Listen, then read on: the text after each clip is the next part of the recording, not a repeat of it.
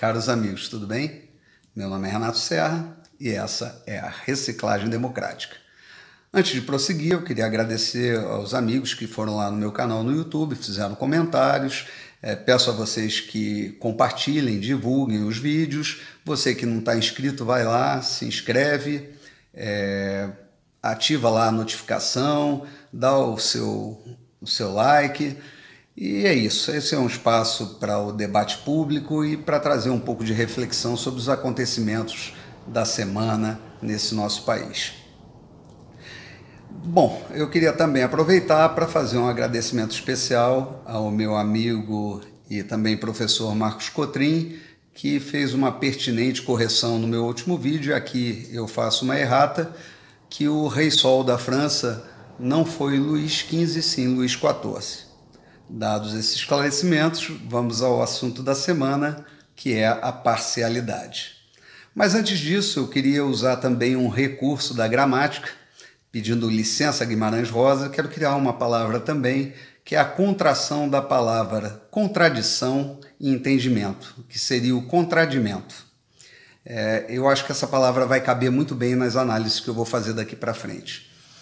Bom, na segunda-feira, o ministro Fachin, analisando mais um recurso da defesa do ex-presidente e presidiário Lula da Silva, no caso do triplex do Garajá, um processo que já teve condenação em 3 instâncias, estava lá analisando um dos embargos de declaração, que é exatamente para ver se há alguma contradição na sentença ou se houve alguma omissão durante o processo. Ele surpreendeu a todos, declarando que a Vara de Curitiba era incompetente para seguir com aquele processo. Ou seja, 5 anos após isso, depois de vários pedidos nesse sentido, que foram negados inclusive no Pleno do Supremo, ele vai e toma essa decisão, e não só desse processo, mas de todos os processos do presidente Lula naquela vara. Ou seja, não o absolveu dos crimes de forma alguma, mas simplesmente usou de um critério técnico que ele tirou, sabe-se lá por quê e de onde, para transferir para a Justiça do Distrito Federal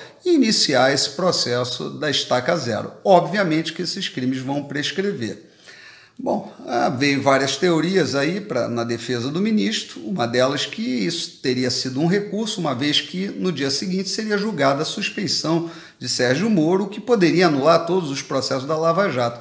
Essa teoria bem que não procede, porque o que o Fachin fez por Lula, os outros condenados não vão ficar simplesmente assistindo, eles vão querer se beneficiar dessa jurisprudência ora criada. Então, não me fez muito sentido, mas o fato é que o presidente da segunda turma, que é o Gilmar Mendes, ele não levou isso em consideração, pautou a suspeição do ex-juiz Sérgio Moro dentro desse processo, e aí sim a gente pôde ver, né, e ali se construiu, a gente viu que teve todo um cenário feito, e com toda a dramaticidade de uma farsa ou uma tragicomédia. O nosso querido ministro Gilmar Mendes, que o ministro Barroso muito bem definiu como uma pessoa horrível, uma mistura de mal com atraso e pitadas de psicopatia, pôde destilar todo o seu ódio contra a Lava Jato. Mas ele fez vários contradimentos durante esse processo, e um deles foi quando ele diz que para se combater o crime não se pode praticar um crime. Só que ele usa dentro do seu argumento, e durante 2 horas ele fez a leitura de diversos trechos de gravações que foram obtidas de forma ilegal naquela operação spoofing, que foi hackeadas dos membros do Ministério Público e do Judiciário, e utiliza como provas.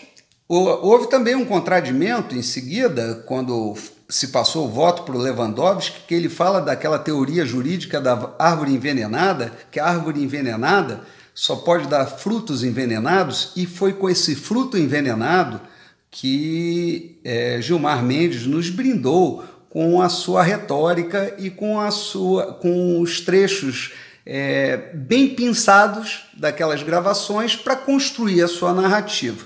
Então ele, a partir de um momento, ele transformou os heróis em criminosos. Parabéns a ele, que é um homem extremamente inteligente. Mas ele cai em outro contradimento, em vários contradimentos, quando ele diz que houve ali por parte de Sérgio Moro um interesse político, eleitoral, nessa armação que foi tudo de caso pensado. Quem viveu isso e quem acompanhou sabe que não há uma cronologia que não confere com essa afirmação, né?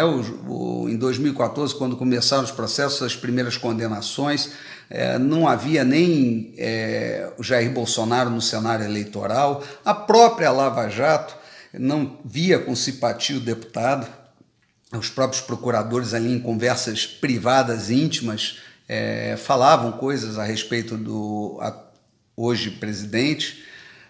Então é mais um contradimento dessa história. Agora, a gente tem que também levar em consideração que houve, sim, crimes graves praticados por Moro, né? Eu acho que não estou dizendo aí da sua parcialidade, porque essa eu não acredito realmente, eu não vejo esse crime. Eu vejo, sim, um juiz trabalhando com a promotoria, muitos processos, tempo exíguo.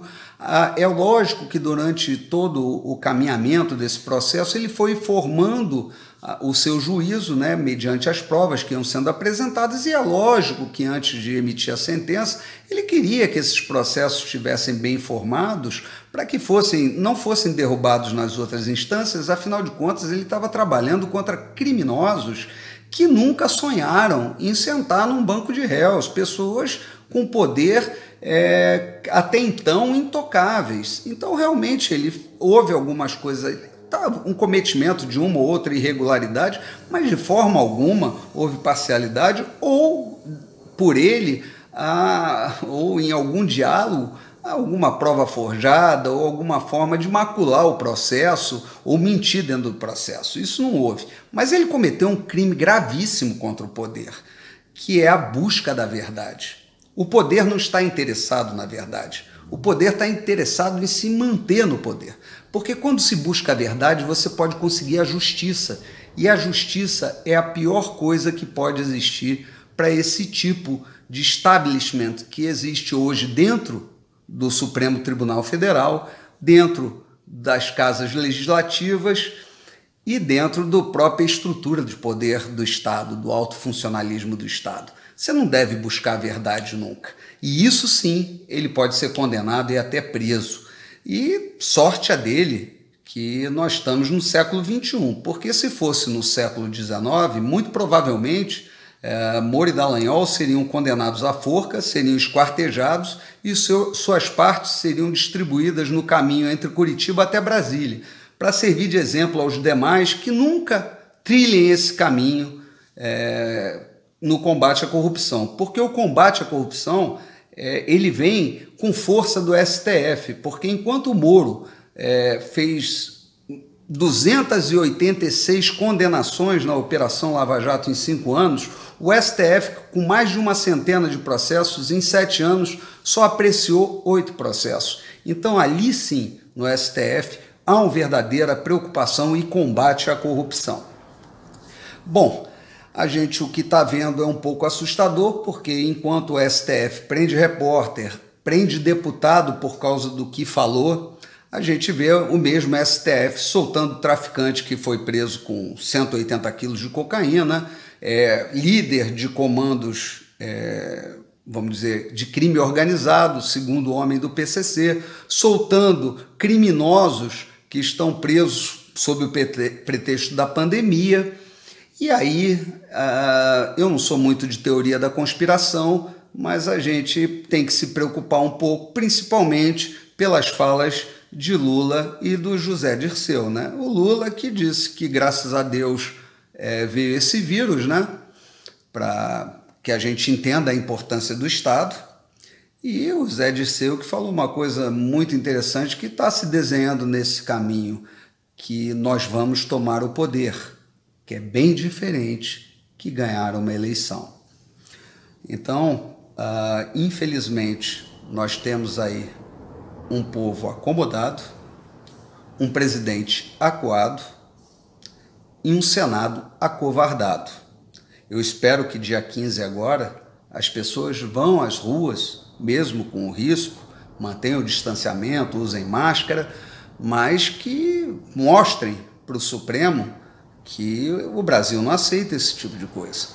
Porque esse processo, esse caminho que está se tomando é um caminho muito perigoso. E hoje, os ministros do Supremo, com essas decisões, estão trazendo uma tremenda insegurança jurídica para o país e estão trilhando um caminho muito perigoso, que é o caminho que ameaça a própria democracia. Não adianta a democracia ser só um slogan, ela tem que ser de fato. E o que a gente está vendo está indo muito na direção contrária. E agora, com Lula solto, as comemorações nos presídios e as comemorações que foram feitas aí por figuras muito radicais que desprezam a liberdade, que desprezam o Estado de Direito, é muito complicado. É bom todos ficarem atentos. Bom, era isso que eu tinha para falar para vocês. Um grande abraço e até a próxima.